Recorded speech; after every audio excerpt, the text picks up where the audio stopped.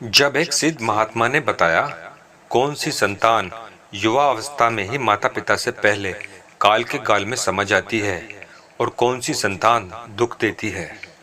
नमस्कार दोस्तों, अध्यात्म सागर में आपका स्वागत है। मित्रों, हमारे आसपास अक्सर ऐसी घटनाएं सुनने और देखने को मिलती रहती हैं कि किसी पिता के सामने उसके युवा पुत्र की मृत्यु हो जाती है और किसी पुत्र ने अपने माता पिता को इतना दुख दिया कि शायद कोई शत्रु भी नहीं देता। तो आइए इस कहानी के माध्यम से जानते हैं कि आखिर ऐसा क्यों होता है। तो शुरू करते हैं आज की वीडियो। बस आप वीडियो में आखिर तक बने रहें। दोस्तों, बहुत समय पहले की बात है। एक सिद्ध महात्मा अपने शिष्यों के साथ एक नगर से होकर गुजर रहे थे। संयोग से उस नगर में एक धर्म चर्चा चल रही थी, जिसमें बड़े बड़े विद्वान लोगों की जिज्ञासाओं का समाधान कर रहे थे। शाम हो चली थी। नगरवासियों ने उनका आदर सत्कार कर वहीं विश्राम करने और धर्म चर्चा में सम्मिलित होने का निवेदन किया। शाम होने और थके होने के कारण उन्होंने नगरवासियों का आमंत्रण स्वीकार कर लिया। मित्रों, धर्म चर्चा के दौरान एक जिज्ञासु ने ऐसा प्रश्न किया कि वहां उपस्थित कोई भी विद्वान उसके प्रश्न का संतोषजनक उत्तर नहीं दे सका। कुछ देर बाद वह सिद्ध महात्मा भी उस धर्म चर्चा में पहुंचे। तब उस जिज्ञासु ने बड़ी उम्मीद के साथ उन सिद्ध महात्मा को प्रणाम कर वही प्रश्न उनसे भी किया कि जिस माता पिता की आंखों के सामने ही उसके युवा पुत्र की मृत्यु हो जाए तो उनके लिए इससे बड़ा कोई दुख नहीं होता। हर माता पिता यही चाहते हैं कि उनकी मृत्यु के बाद पुत्र ही उनका अंतिम संस्कार करे, लेकिन कई बार दुर्भाग्यवश कुछ अभागों को अपने पुत्रों की युवा अवस्था में ही मृत्यु हो जाने के कारण अंतिम संस्कार करना पड़ता है। ऐसी स्थिति में एक पिता जीवित ही मृत्यु के समान कष्ट भोगता है और कई बार कुछ संतान अपने माँ बाप के साथ दुर्व्यवहार करते हैं, उन्हें मारते पीटते हैं। ऐसी स्थिति में भी माता पिता मृत्यु से भी ज्यादा कष्ट भोगते हैं। लेकिन ऐसा क्यों होता है? दोस्तों, तब वह सिद्ध महात्मा कहते हैं कि यह एक गूढ़ विषय है। यदि तुम अपने इन सभी प्रश्नों का उत्तर जानना चाहते हो तो तुम्हें मेरी यह कहानी बहुत ही ध्यान से और धैर्य पूर्वक होकर सुननी होगी। दोस्तों, अब सभी उनकी बातें बहुत ही ध्यान से सुनना आरंभ कर देते हैं। अब सिद्ध महात्मा उन्हें एक धनी सेठ की कहानी सुनाना आरंभ कर देते हैं। दोस्तों, जनकपुरी नामक राज्य में एक बहुत ही धनी सेठ रहता था। उसके परिवार में सिर्फ 4 ही प्राणी थे। वह, उसकी पत्नी और उसके 2 पुत्र। उसका बड़ा पुत्र 14 वर्ष का था, जबकि छोटा पुत्र मात्र 5 वर्ष का। उसके घर में किसी चीज की कोई कमी नहीं थी। सब कुछ बहुत अच्छी तरह से ठीक ठाक चल रहा था। अचानक से एक दिन उसकी पत्नी काल के गाल में समा जाती है। तब वह सेठ बहुत दुखी रहने लगता है और अपने बच्चों के उज्जवल भविष्य को देखते हुए दूसरी शादी न कर खुद ही घर बार संभाल लेता है। धीरे धीरे समय गुजर जाता है और कुछ वर्षों बाद सेठ का जो बड़ा बेटा था वह विवाह के योग्य हो जाता है। तो सेठ बड़ी धूमधाम से अपने बड़े बेटे का विवाह कर देता है। दोस्तों, धीरे धीरे कुछ समय बाद सेठ भी रोगग्रस्त हो स्वर्ग सिधार जाता है। अब सेठ का बड़ा बेटा अपनी पत्नी और अपने छोटे भाई के साथ रहने लगता है। धीरे धीरे समय गुजरता चला जाता है और एक दिन अचानक सेठ का छोटा लड़का बीमार हो रोगग्रस्त हो जाता है। उसका बड़ा भाई उसका काफी उपचार कराता है, परंतु उसका स्वास्थ्य अक्सर खराब रहने लगा, जिससे उसके उपचार में धन खर्च हो रहा था और उसका बड़ा भाई उसकी बीमारी से परेशान आ चुका था। एक दिन उसने अपनी पत्नी से यह विचार विमर्श किया कि अगर उसका छोटा भाई मर जाए तो हमें उसके उपचार के लिए पैसा भी खर्च नहीं करने पड़ेंगे और जमीन जायदाद में भी आधा हिस्सा हमें नहीं देना पड़ेगा। दोस्तों, बड़े दुर्भाग्य की बात है कि उसके भाई और भाभी को अपने प्रिय छोटे भाई के जीवन से भी अधिक अपने धन के साथ साथ उसके हिस्से की धन दौलत हड़पने की लगी थी। दोस्तों, उसकी पत्नी भी लालच के वशीभूत हो इस पाप में भागीदार हो गई, जबकि उसका कर्तव्य अपने पति को अधर्म के मार्ग से हटाकर धर्म का रास्ता चुनने के लिए प्रेरित करना था। अब वह अपनी पत्नी से बोला, हम तो इसे मार भी नहीं सकते। यदि इसे मार दिया तो लोग समझेंगे कि हमने लालच के कारण इसे मार दिया है। अब उसकी पत्नी बोली, मेरे पास एक ऐसा उपाय है कि सांप भी मर जाएगा और लाठी भी नहीं टूटेगी। वह बोली, क्यों ना हम यह काम किसी हकीम से करवाएं। उसका पति बोला, किंतु ऐसा भरोसेमंद हकीम कहाँ मिलेगा जो यह काम करने के लिए तैयार हो जाए। अब उसकी पत्नी बोली, मैं एक ऐसे भरोसेमंद हकीम को जानती हूँ जो कुछ पैसे लेकर यह काम करने के लिए तैयार हो जाएगा और किसी को हम पर शक भी नहीं होगा। सब यही समझेंगे कि बीमारी के कारण इसकी मृत्यु हो गई। बड़े भाई ने अपनी पत्नी की बात मानकर ऐसा ही किया और वह अगले दिन अपनी पत्नी के बताए पते पर पहुंचा और उस हकीम से मिल अपना और अपनी पत्नी का परिचय दिया। वह दुष्ट हकीम कुछ मुद्राओं के लालच में उनके षड्यंत्र में शामिल हो यह सब करने के लिए तुरंत तैयार हो गया। दोस्तों, एक दिन वह हकीम उसका उपचार करने के बहाने से उसे देखने के लिए आता है और उपचार के बहाने उसे विष देकर चला जाता है। विष के प्रभाव से तत्काल उसकी मृत्यु हो जाती है। अपने छोटे भाई की मृत्यु पर वे दोनों अपने पड़ोसी और रिश्तेदारों के सामने बहुत रोने और दुखी होने का दिखावा करने लगते हैं। सब उन्हें सांत्वना देते हैं कि भगवान की मर्जी के आगे किसी की नहीं चलती। तुमने तो अपने भाई के उपचार में कोई कमी नहीं की। यह सुनकर पति पत्नी अंदर ही अंदर बहुत खुश होते हैं। दोस्तों, इस प्रकार बड़े भाई ने छल से अपने छोटे भाई को रास्ते से हटा उसकी सारी धन संपत्ति पर अपना एकाधिकार जमा लिया और किसी रिश्तेदार को भी इस बात का संदेह नहीं हुआ। रिश्तेदार तो उसकी झूठी महानता का गुणगान करते नहीं थक रहे थे कि देखो, बड़े भाई ने अपने छोटे भाई के उपचार और देखरेख में कोई कसर नहीं छोड़ी। परंतु क्या कर सकते हैं, जन्म और मृत्यु तो इंसान के वश में नहीं है।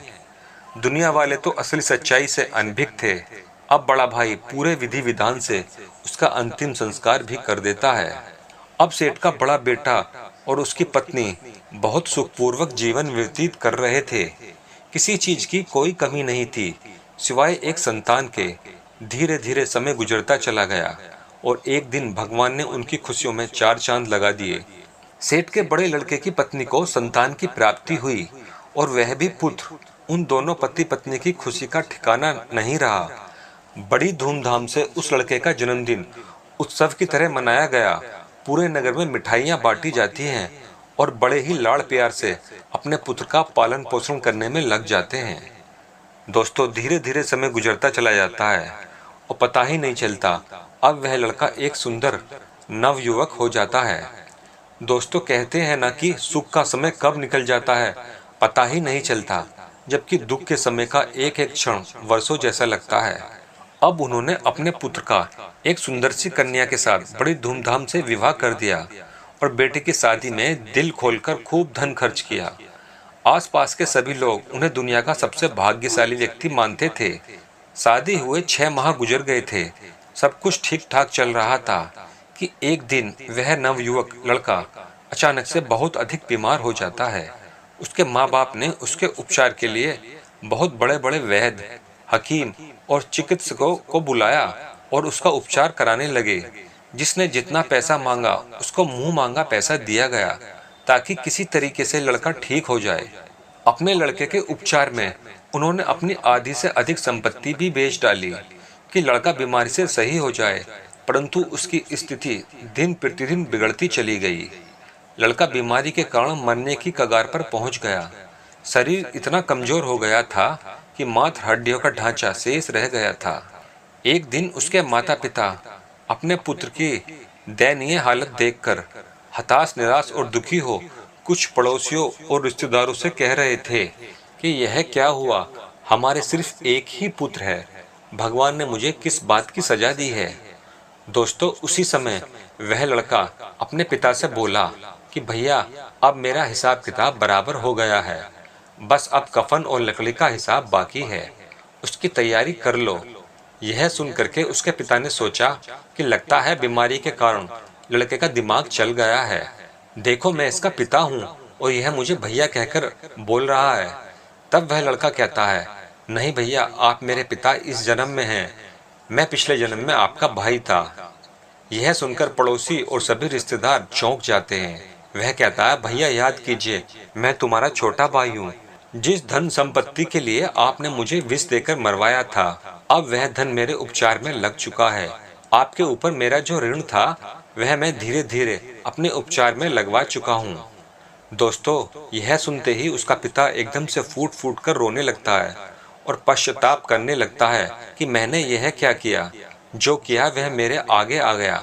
पर भाई मुझे यह तो बता दो, मैंने जो किया था वह तो मुझे देखने को मिल गया, पर एक बात मेरी समझ में नहीं आई, पर इसमें तेरी पत्नी का क्या दोष है, जो बेचारी ब्याह कर तेरे साथ आई है।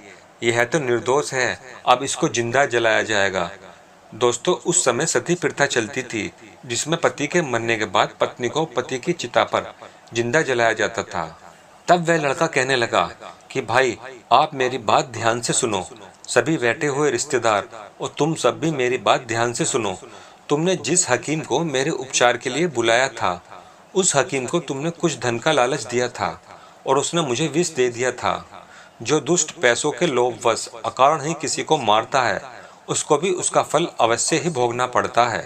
वह लड़का कह रहा था कि जिस हकीम ने मुझे विष दिया था, आपको उसका कुछ पता है? तब उसके पिता ने कहा, हाँ भाई, मुझे पता है, तुम्हारी मौत के 3 साल बाद वह हकीम भी मर गया था।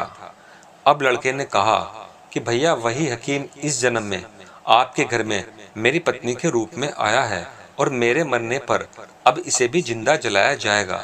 इसको भी इसके कर्म का फल अवश्य भोगना पड़ेगा और आप दोनों इस बुढ़ापे में दिन प्रतिदिन जीते जी तिल तिल करके मरोगे। दोस्तों, ऐसा कह करके वह मृत्यु को प्राप्त हो जाता है। उसकी मृत्यु के बाद जो उसकी पत्नी थी, उसको भी उसके साथ जिंदा जला दिया गया, यानी उस हकीम को भी उसके कर्म का फल मिल जाता है। दोस्तों, कहते हैं कि जिस पर जिसका जितना कर्जा है वह उसे अवश्य ही चुकाना पड़ता है, चाहे कोई कैसे भी चुकाए। दोस्तों, धर्म शास्त्रों के अनुसार आपका यह जीवन पिछले जन्म पर आधारित होता है और यह भी जरूरी नहीं है कि पूरा जीवन ही पिछले जन्म पर आधारित हो, लेकिन पिछले जन्म का हमारा कुछ हिसाब किताब अगर बाकी रह जाता है तो वह हमें इस जन्म में पूरा करना पड़ता है। मित्रों, पहले हमें यह समझना होगा कि हमारा कर्म ही हमारी गति तय करता है। आपके द्वारा किया गया कर्म ही आपके भविष्य को निर्धारित करता है। कर्म 4 प्रकार के होते हैं। नंबर 1 संचित कर्म, नंबर 2 प्रारब्ध कर्म, नंबर 3 आगामी कर्म, नंबर 4 वर्तमान कर्म। इन चारों कर्मों का अलग अलग फल होता है।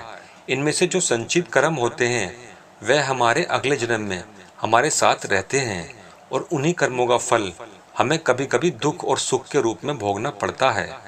मृत्यु के बाद यह भौतिक शरीर तो नष्ट हो जाता है, लेकिन जो सूक्ष्म शरीर होता है वह जन्म जन्मांतर तक आत्मा के साथ जुड़कर रहता है और हमारे जितने भी सगे संबंधी होते हैं वे सभी किसी न किसी कारण वह हमारे साथ आते हैं। कभी किसी जन्म में, कभी किसी जन्म में वे सब हमारे कर्म का हिसाब चुकाने के लिए अलग अलग रूपों में आते हैं। दोस्तों, हमारे जीवन में आने वाले पात्र और प्रत्येक घटनाएं हमारे ही कर्मों की उपज होती है। हम जैसा बोते हैं वैसा ही हमें काटने को मिलता है। आज नहीं तो कल हमारे कर्मों का फल हमें जरूर मिलेगा। दोस्तों, शास्त्रों में बताया गया है कि ऋणानुबंध होने के कारण हम किसी घर में पुत्र, पुत्री, बहन और पत्नी के रूप में जन्म लेते हैं।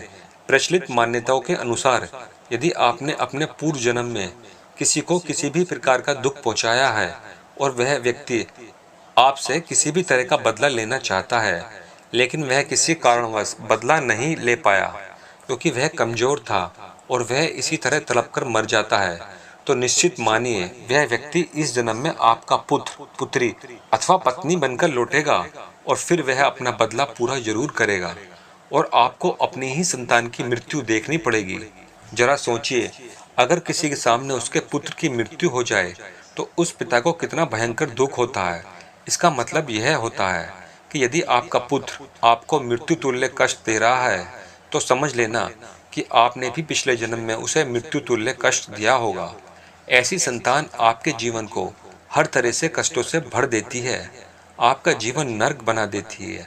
ऐसी संतान आपको मारती है, सताती है, आपकी धन संपत्ति को कुकर्म के माध्यम से बर्बाद कर देती है और एक दिन आपको भीख मांगने की कगार पर ला देती है। तो दोस्तों, अब आप समझ ही गए होंगे कि कौन से पुत्र की मृत्यु पिता से पहले हो जाती है और कौन से पुत्र माँ बाप को कष्ट देने के लिए आते हैं। दोस्तों, इसलिए हमें हमेशा जरूरतमंद की मदद करनी चाहिए, किसी का भी हक कभी नहीं मानना चाहिए और किसी कमजोर को कभी भी सताना नहीं चाहिए, क्योंकि प्रकृति का भी यही नियम है कि जैसा बोओगे वैसा ही काटोगे। जैसा व्यवहार स्वयं से चाहते हो वैसा ही व्यवहार दूसरों के साथ करना चाहिए। दोस्तों, वीडियो अच्छी लगी हो तो लाइक, शेयर व चैनल को सब्सक्राइब अवश्य कर दें। आपका बहुत बहुत धन्यवाद।